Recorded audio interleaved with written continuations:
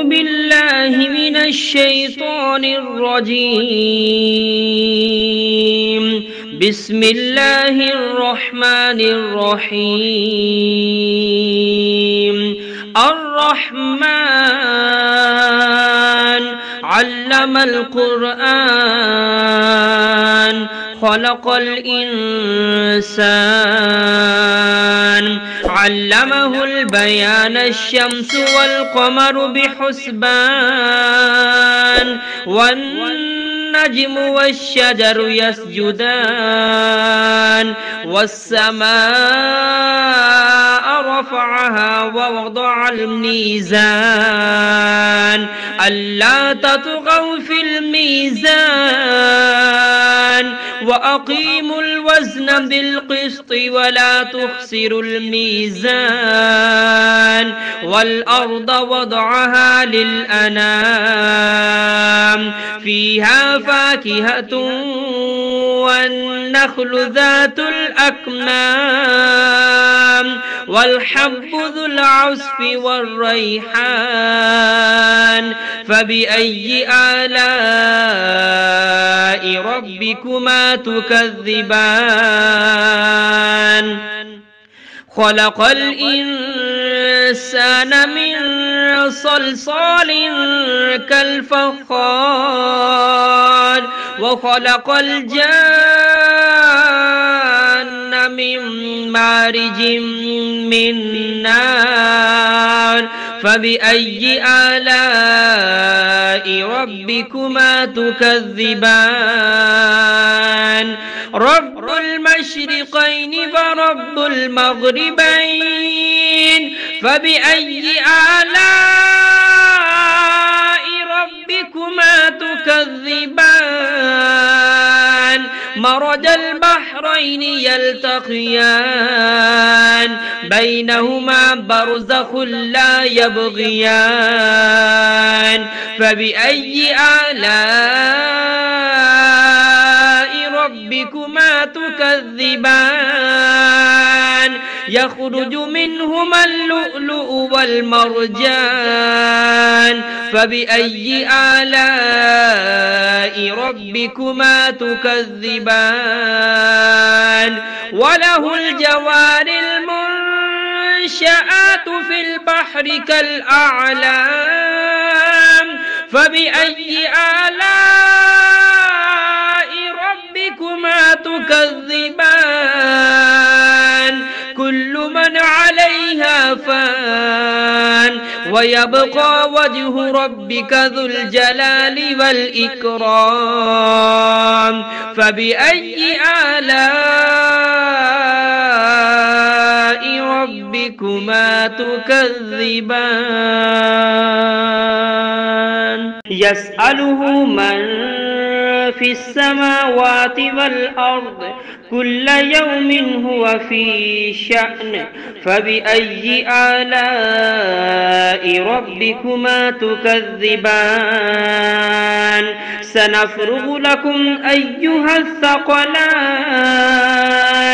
فبأي آلاء ربكما تكذبان يا معشر الجن والإنس إن استطعتم أن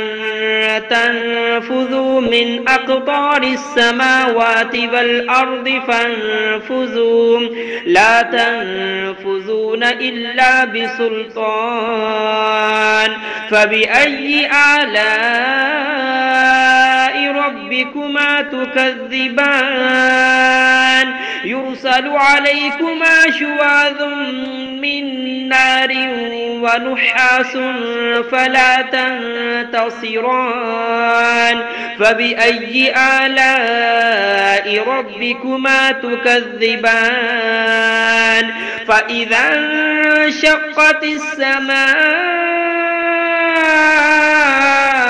فكانت وردة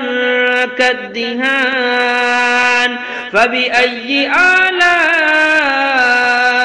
ربكما تكذبان فيومئذ لا يسأل عن ذنبه إنس ولا جان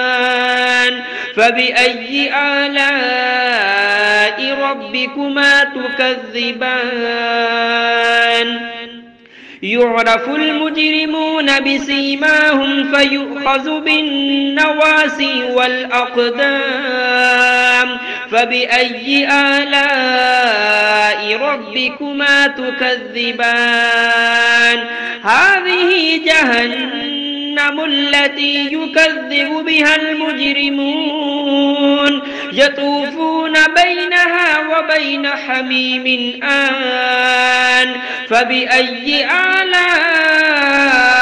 ربكما تكذبان ولمن خاف مقام ربه جنتان فبأي آلاء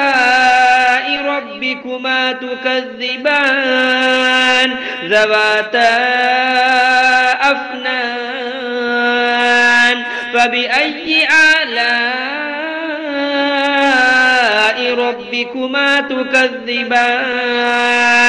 فيهما عينان تجريان فبأي آلاء ربكما تكذبان فيهما من كل فاكهة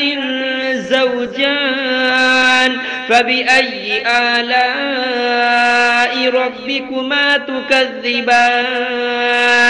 متكئين على فرش